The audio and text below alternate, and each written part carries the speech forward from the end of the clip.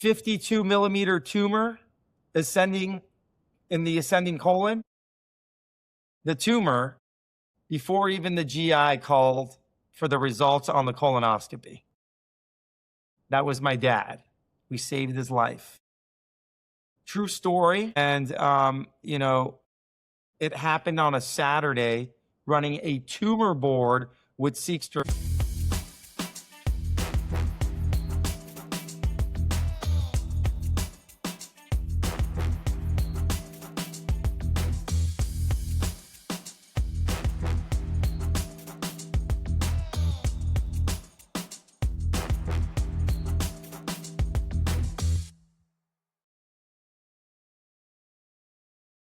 Hey, welcome back to Founder Real Talk. I'm your host, Josh Broward, CEO of Wisdom Partners. And if you're new here, let me just say what we're all about. This Founder Real Talk is the place to get honest about the bumps and bruises in the founder journey and talk about why we love this so much, why founders are, some people say, gluttons for punishment, but the reward in the journey is so great. And so we're doing this to help founders understand the bumps and bruises other founders get, because I think that makes our own a little easier to bear. So today we have Ardy Arianpour, who is the co-founder and CEO of Seqster, a company focused on aggregating and managing patient health data all in one place, trying to solve the fragmented healthcare data system. So Ardy, thanks for being here. Josh, thanks so much for having me on your amazing show. And there's nothing like, talking shop and talking real and talking about the painful journey of a decade building this damn thing. Well, help us understand with a little more detail what problem you're solving with Seqster. Yeah, in 2016, we sought out actually, around JP Morgan Healthcare Conference. I was running around with my green backpack with this idea of bringing all of a patient's data in one place and creating a longitudinal health record. Still to this day, 10 years plus, 10 and a half years now after the founding of Seqster, we're still on that mission, number one. Number two, a lot of our business is coming because we never pivoted. Number three, there's been two major tailwinds that happen because if you last long enough in the startup world, you may actually not only solve a problem, but if you're in healthcare or life sciences, like I have been for, 2 decades plus in my career, you may actually save a life or thousands of lives. And that's what Seqster is doing today. Can you give us an example? I don't know if you're able to get specific in what you do, but do you have an example of how Seqster has helped save somebody's life? Yeah, so I'll give you a great example. 69-year-old male, 6 different health systems, MD Anderson, Sutter Health, Marin County, UCSD Moores, Kaiser, Memorial Sloan Kettering, you name it. Cologuard results from Exact Sciences, which is now owned by Abbott since Abbott bought them. Non-invasive liquid biopsy test from Grail up in the Bay Area, as well as Guardant Health. So all the genomic information. 52 millimeter tumor ascending in the ascending colon. The tumor, before even the GI called for the results on the colonoscopy. That was my dad. We saved his life. True story. And, it happened on a Saturday running a tumor board with Seqster. If I wasn't the CEO of Seqster, if I didn't have my amazing bioinformatics team that can actually crunch all the data and then put it together in a way so we can share that data with the hospitals, specifically Kaiser, to get him into surgery, get second opinion letters from TGen, Dr. Dan Van Hoff, the #1 pathologist probably in the country, right? Obviously, we're very connected in healthcare and life sciences, so that gives us an advantage. And then another advantage is the fact that we had all my dad's data. Another advantage is that we had Seqster and we could securely share that data with the right, doctors and decision makers that could quickly respond and actually take some action. And the action was, you got to get this individual to surgery right away so that the cancer wouldn't metastasize. I mean, a 52 millimeter tumor is very big in your colon, number one. Number two, luckily, we were able to get it out in less than a week. And how we knew that was happening, the big symptom was he had colorectal bleeding. And so we just rushed and did everything. I have dozens of examples like this, but I love using my dad as an example because nothing's more powerful than saving your dad's life. Yeah. So thank you for sharing. And as somebody who I have IBS, I've had several polyps removed. I'm like, oh yeah, that could be me.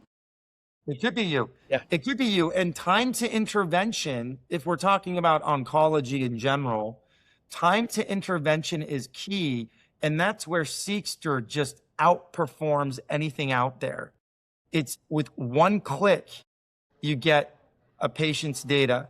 Whether you're a researcher at Novartis or Pfizer that's running a clinical trial, whether you're a physician or an oncologist running, whatever care coordination that you need to for your patients, from, Memorial Sloan Kettering to Sutter Health to Stanford, whatever hospital system, we're able to stitch all that data and all the records together and create a longitudinal health record where it gives a 360-degree view of a patient, something that was never, possible before. And that's what we invented at Seqster. And, since AI came out about 4 years ago, I made a heavy investment with our team to layer in AI, conversational AI, not only for patients, but also for researchers so they can actually, grind through and get insights out of the data. When I saved my dad's life with Seqster, we didn't have AI. It would have actually made it, instead of, 6 business days, getting him to what we need to, probably in 6 minutes, because with AI, you can really decipher and extract and abstract the right info and then piecemeal what needs to be said on the patient journey story. So really, really interesting where the industry is going with data foundation companies like us, where we are AI-driven healthcare as well. So you've been doing this for a decade. What's a recent win in the last year that you're especially proud of? Yeah, one of the biggest wins was just a month ago. There's a company called BioIVT, and they are the largest privately owned human biospecimen company.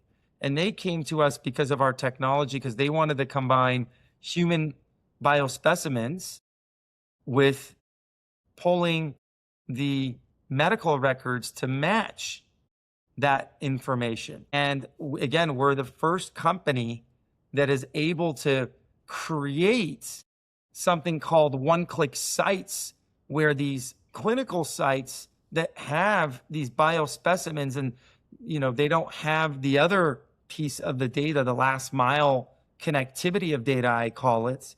Seqster fills the gap of care there. And so that's just our newest deal and announcement, just for that, because when we founded Seqster 10 years ago, we never thought that the largest privately owned, backed by Linden Capital, one of the top PE firms out of Chicago, would be interested in our technology. And not only that, it's not just interest in technology. We make a difference. We make a difference for patients. We make a difference for enterprises. We make a difference for researchers. We make a difference for all stakeholders in life sciences and healthcare. And that's what's so special about Seqster. Great.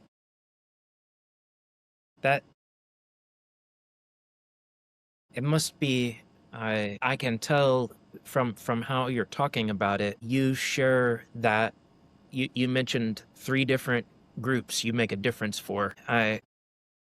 I'm thinking about this from a leadership perspective. I think you repeat those three things pretty often, internally and externally. Can you unpack that a little? I imagine you talk to your team a lot about the difference you make. And so tell us, so first of all, I think I heard I don't want to say rehearsed, but a refrain that you say often. Yeah. Is that correct? Absolutely. I preach these three things for the last 100,000 hours working on Seqster, and it's never changed for me. I'm super passionate about it. I was passionate about it when I founded the company, when I was a young 35-year-old, human being. And now I've gotten a little bit older, a little bit more experience. And, I have my stars and scars, and we can talk about that. And, it takes a decade to really do something meaningful in healthcare and in life sciences. It really does. There's no quick win. And I never started this for a quick win. And so if we go back to those three things, it was always about putting the patient at the center of healthcare to disrupt all their episodic data, connect their baseline genetic data, as well as bring together their wearable and remote monitoring data. And what great timely is that now? I was thinking of this 10 years ago and people were laughing about it. Look at what's going on with the Aura Ring and Whoop and, Google Fit and like all these things that are happening now in 2026 with health coaching and all these things. It's really interesting where the consumer is headed. But I always go back to the patients because we don't care about our health until we're sick, but we care about loved ones' health. You care about your mom's health or your grandmother's health or your uncle's health or your dad's health if they're sick. You care about your kids' health if they're sick or if they're born with some rare disorder, unfortunately. So, in this short life that we all have, living on this spaceship I call Earth, you have to think about all stakeholders. The second stakeholder is the enterprises. Without the enterprises, even if we built the best thing for patients, there's no actionability, there's no business, there's no way of making the system better. And then the third customer is the actual researcher. Maybe it's the person that is actually looking at the de-identified data for a clinical trial, or the person on the payer side trying to make it better for us from a reimbursement standpoint, whatever that use case may be, right? So that researcher is really important to us too. And so, when we founded the company, it was all about the patient because we created this direct-to-consumer type of EMR. And then we pivoted and built an operating system for the enterprises, such as the pharma companies and the patient registries and the payers and the providers, so they can use our technology as a white label. And then we learned that, oh my God, the real user actually is the researcher. So those three things can connect. Now, looking back, right? You can always connect the dots looking backwards. You can never connect them looking forward. And so, it's just so easy for me. But you're right. Every day I preach this to the team in one way or another. Every day we talk about these examples, and at every single conference, I am, very aware of those three different stakeholders and how they are very, very similar as well. A lot of people that start businesses call it customer centric. In healthcare and in life sciences, if you want to be customer centric, you'll actually fail because there's multiple customers. Yeah. It's a complex system with, even talking about, are you the payer, the provider, or the patient? That's too simplistic. There are 100%. multiple payers, providers, users tangled up in the system. Exactly. You used the word preach, and I was just talking with somebody about the difference between missionary and mercenary founders. And I think there's I don't know if I don't want to call it a religious element, but I think there's a spiritual element for a lot of founders where it's like, I have to do this. This is a calling. I must make this difference in the world. And it comes from within. Tell us, how did customer data, or I mean, patient data become a mission from within for you? Yeah, very, very great question. You know, I wouldn't say it's a religious thing. I would say it's actually beyond a religious thing, actually. And I am not religious, actually. I'm a scientist by training, I guess you could say, right? But I think when you are very passionate about something, and then you have certain events that happen in your life, then those things kind of take over your journey and you can't really explain it. And 10 years ago, when I founded this, we have to kind of go back a little bit further. Like, why am I even in healthcare and life sciences? What did I do before Seqster? My mom was a breast cancer survivor when I went to go to get my undergraduate education in biological sciences at UC Irvine. And when I left to go to school when I was 18, she got hit with breast cancer. And that had the biggest effect on me because I couldn't be there for her because I went to school. And so I always had like this guilt, like I wasn't there. And my brother, who was 4 years younger, was in high school at the time. So he was with her, at home.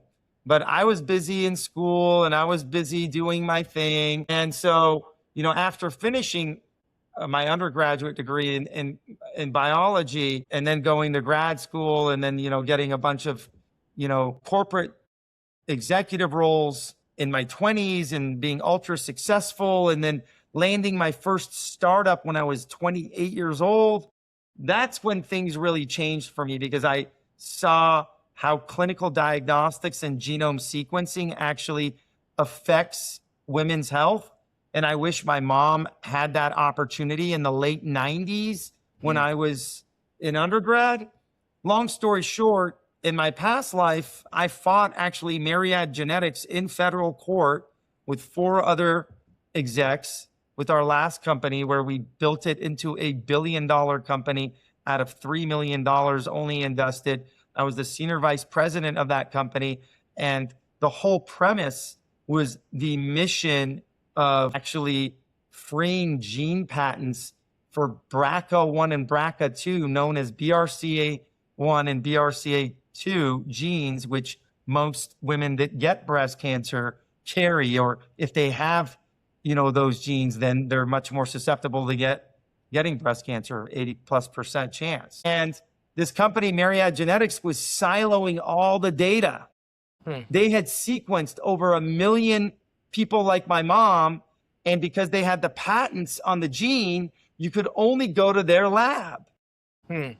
And that had the most profound effect on me from the mission standpoint. And then when we were done with that venture, I literally retired for 2 weeks. And I got bored as hell. I thought I was going to kill myself. So I literally called up my dad and I say, I'm going to do this thing called Seqster. And he's like, no, don't do that. Don't do that. You and your wife have a great life. Just enjoy your life. And now here we are 15,000 hours later with more mission, more energy, more everything. And the company is doing better than ever because, we put our heart and soul in it. So going back to your comment, it's beyond religion. I mean, it's founder mission driven DNA cannot be founded. It's in you. And, all these little events, whether they're something about your dad or your mom or your next door neighbor or that, patient story from Burning Man where you helped them bring all their data together and then it became a CBS national news story.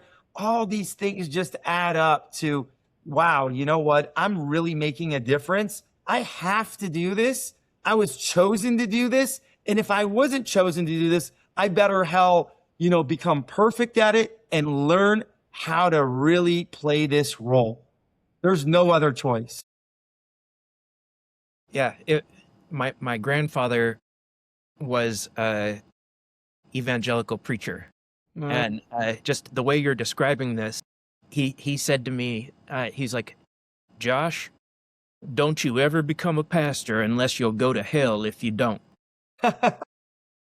Which, okay, well, like we can unpack all of the theology behind that and whatever. But his point was, don't do it. Like, this is hard. Yeah. You won't do it unless you absolutely have to. Like, Yeah, you got to believe. It's like anything, you got to really, really believe it. It's interesting. That example, one of my favorite movies and just like story lives of people is Elvis.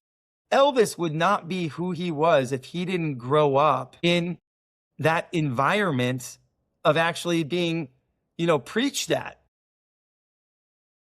That's why you could feel his music, actually. You know what I mean? And I'm not a religious person, but I get it. I'm an intelligent human being. I'm not dumb. You know what I mean? So, AI's made me a little bit smarter, so that's good. So, Ardy, you mentioned earlier you have the stars and scars of a founder CEO. One of the things that we talk about a lot in Wisdom Partners is actually failure and what we learn from it. Help us understand what are some of the scars that have been most helpful for you? Yeah, so one big one was when I founded Seqster in 2016, no one wanted to invest in it. And I went running around Sand Hill Road, you name it. I did what's like been told on TV, and I failed at every single meeting. If I would do it today, I don't think I would fail, but I was just too young, too stupid. I was a rookie founder. And, before being in the corporate world and also a little bit in the startup world, not starting a company yourself, it's, you just don't know what you don't know. And I thought, you know what, let's stay in stealth for as long as we can. And I made that really bad decision early on to stay in stealth for 2 years, and I shouldn't have done that. So we had built, the technology. We were talking to a lot of people. We were signing, many NDAs. And unfortunately, in my past life, because I got screwed so many times by just so many different people stealing my ideas, people stealing my thoughts, people stealing, the designs, people stealing even whatever came out of my mouth from a marketing standpoint. I was more paranoid when I founded the company than I should have been. And, I had a lot of fear in me. It took me about 3 years to really just break out of that fear. And as soon as I did, the company started flying. So I think I held the company back, actually, with my own personal paranoia, anxiety, and fear, and trust, And I think sometimes you have to just trust, even if you don't trust. Even if you know the other side is lying to you, it's okay. Just trust it.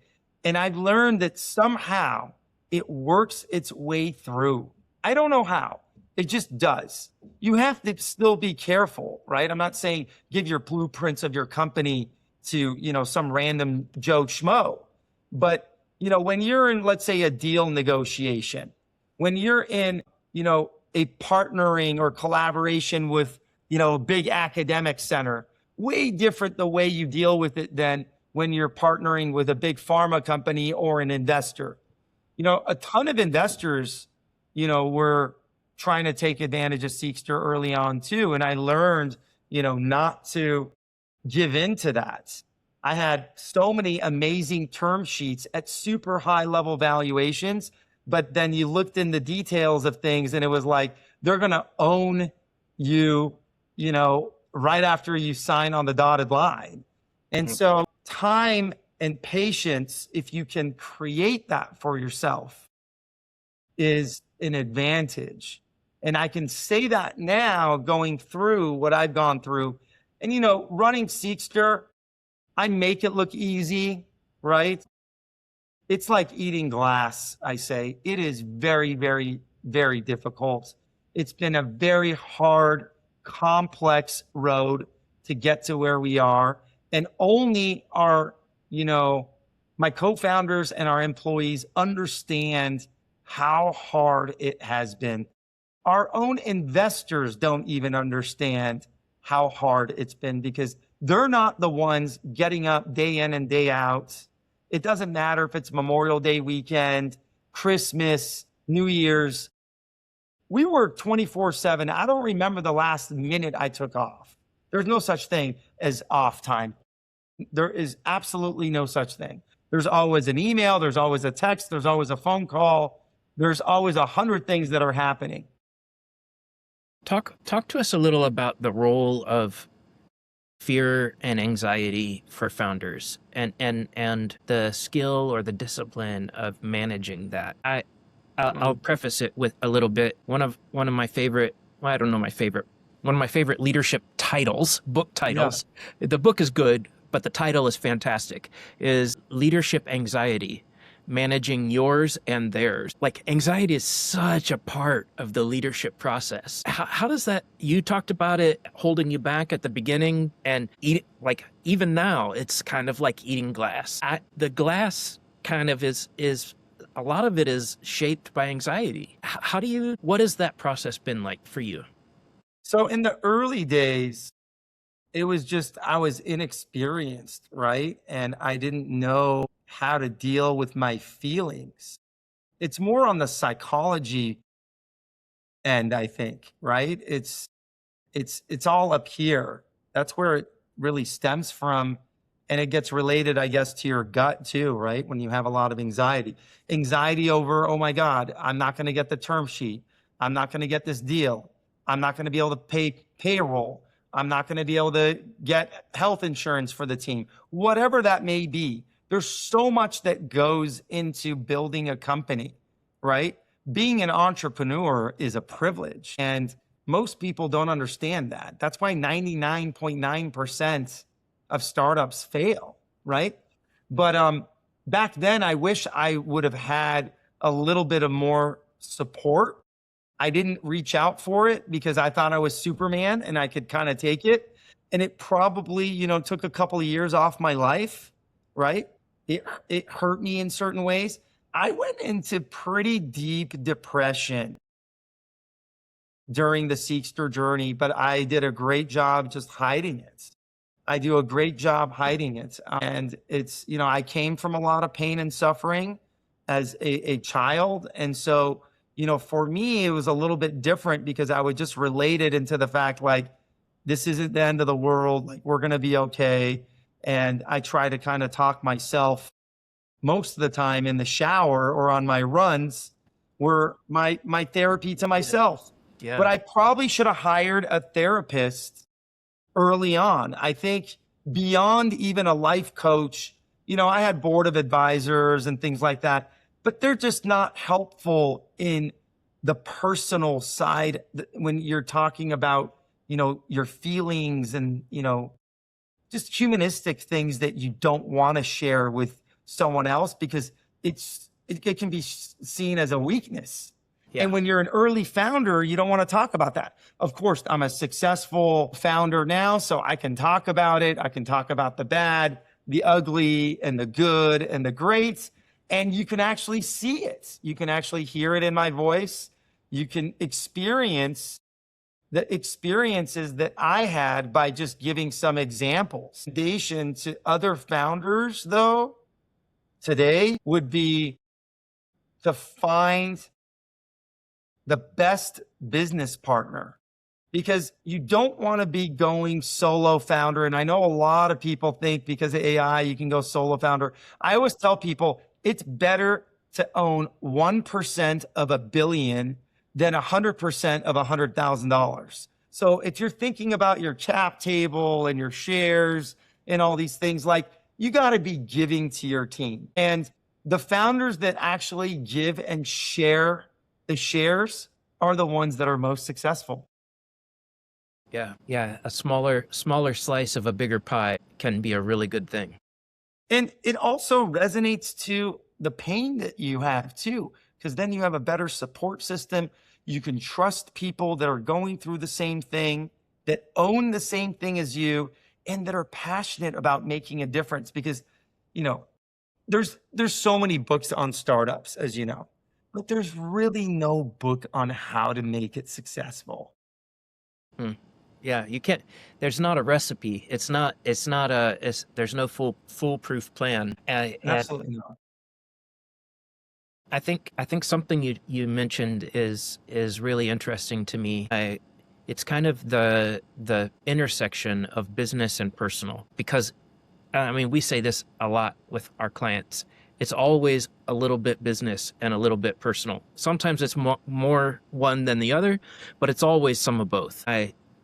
There's always the element of, okay, this is a business decision, but I also have feelings about it, and it doesn't help anybody to pretend I don't have emotions or identity issues tied with this. How do you, some of our clients talk about what we do as business therapy. How do you think about the sort of therapeutic, psychological connotations of running a startup? So I have a really good example, actually. So I was just telling you how I went through my, 10 plus journey at a certain point, about, I would say, almost 16, 17 months of deep, deep, deep depression. I didn't know what, it was just tough. Every night going to bed was tough, wasn't getting sleep, waking up, trying to motivate the team was tough. After I got over the hump, we had I called a big staff meeting, and in front of all our developers, all our engineers, all our marketing people, our business folks, our nurse navigators, and everybody, I basically told them what I went through the last 17, 18 months. And they were shocked. They were shocked that, oh my God, wait, what? Ardy can be depressed? No way. Ardy was hurting. He wasn't feeling good. He wanted to quit. There was times that I wanted to quit. I was like, I want out. But how do I get out of this? I'm going to let down so many people. Right. And it's because I saw it being very, very, very painful, and we kept losing things, and we kept working hard, but I didn't see the ball moving down the field. And maybe it would go down the field an inch, but we were getting close to that end zone, right? I love football analogies. Yeah. So, you got to have clear sight to revenue. You have to have clear sight to funding. You have to have clear sight to your next announcement and all those things. And it was hurting, big time hurting. And when I explained this to everyone on the team, I remember people calling me saying, wow, I didn't know you felt like that. I wish I knew. I wish you told me. Right? And it's a personal choice. You can either say it later, you can say it when it's happening, or you can never say it. Those are the three options, right? And everyone's going to pick different options depending on their DNA and their personality and their timing and their company. And so I don't think you should put anyone in a box and say you should be doing this or you should be doing that. You will know what's best. And if you make the mistake, just like how I did probably, then you'll know not to do it again if I ever had to go through that again. But today, how I deal with it is really different because I've become numb to it. So nothing really bothers me anymore. And this is what's really interesting. And someone should do a study on founders that actually last this long. You just become numb in a positive way. And you have absolute zero fear. And that actually, that combination helps you actually to grow exponentially in the weirdest, strangest way. I want to probe a little on that 16, 17 months of depression. I've also been depressed. I've also wanted to quit and not known how. I was never like suicidal, but I did have fantasies of getting hit by a truck so that I could get 2 weeks in the hospital and not feel bad about it. Like I could have 2 weeks off and nobody could say anything because I just got hit by a truck. And so I totally get that. What helped you get out of it? Gosh, exercise, exercise, exercise. That was it. The only thing that helped was like, going to the gym, running, biking, going to the beach, long, long walks on the beach, being in nature, being around nature was key. I got addicted to being around nature, and then when the winter hit, even though I'm in San Diego, there's no winter really, but you don't really go to the beach in the winter. In the winter, we'd be going to the mountains, right? We'd be in Deer Valley. We'd be in Park City. We'd be in Vail. We would be in Big Bear. We would be somewhere in the mountains. And, nature has some sort of effect on depression, at least for me, that I can't quite fully explain. The ocean has some sort of effect on just washing off that day that, I can't, really put a word or, perspective to it. Jumping in the water in La Jolla or in Del Mar, you just can't beat it. So Yeah. I was blessed by having our company and being raised in San Diego, being a San Diegan. I can go get my amazing carne asada burrito, and that wouldn't really help my depression because it would make me fatter. Then I'd go for a run and I'd feel like I got to throw up. And then I would go jump in the water. And then I would just feel like I was reborn again. Huh. And then the next day I would get depressed again. And then I'd have to do it again. True story. No joke. No, I totally hear it. Exercise and various forms of self-care have been key for me to manage my own anxiety as a leader. And I'm not an anxious person, but when I talk about anxiety, I mean, it's like this. It's within you. Yeah. Yeah. You don't need to be anxious to have anxiety, right? There's different forms of that. Absolutely. Right. Yeah. And I think depending on what events in your life impacted you, you get different forms of that anxiety. Mm-hmm. And then your body and it is your body and your mind that adapts or reacts to that. Mm-hmm. And then you learn how to manage that. Yeah. You really do. But, when you're eating unhealthy, when you're not exercising, when you're not in social, interactions, you're going to get depressed, even if you don't run a crazy company like Seqster. Yeah. And so I try to actually give this advice to whoever I'm dealing with. It could be my own father who's retired and he's, drawing all day and building things at home after he's retired. And, he even gets depressed. And I tell him, you got to get out of the house, like go walk on the beach, go to 24-hour fitness since Medicare gives you a free membership, take mom out to a restaurant, do something. You have to be active. And you can't ever lose. And this is the hard part, because when you're depressed, it's not that you've lost the love of life or anything, but you've closed a door or two and you have to find how to open that. Yeah. No one can do that for you. You have to do that yourself. Of course, if the company would have crashed back then, maybe my story would have been different. And I always take the doctor's worst case scenario. Oh my God, we lost the contract or we didn't get an investment. The whole company is going to be shut down. And that was never the case, because if you just keep hustling and you keep having the activity and you keep having the energy and you keep going after the problem, more shots on goals you're going to score. Are you going to win the game? Maybe not. But as long as you can score a goal, it gets you going to the second half of the game to give you another shot. Yeah. Ardy, we got through less than half of the questions, but I think we covered so much ground. So thank you. Thank you for your honesty and your vulnerability. I think it's really important for other founders out there to just get a behind the scenes look of how hard it is, even when it's a success story. Look, I really appreciate you having me on here. Thanks so much for all you do. And I wish your podcast was around when I was first starting so I could learn something from all the other founders. Because I think you always have to be a student of business, and it doesn't matter how successful you are or not. You can learn one new thing from everyone. I learned something new just from you today. So thanks so much for your time. Thank you, Ardy.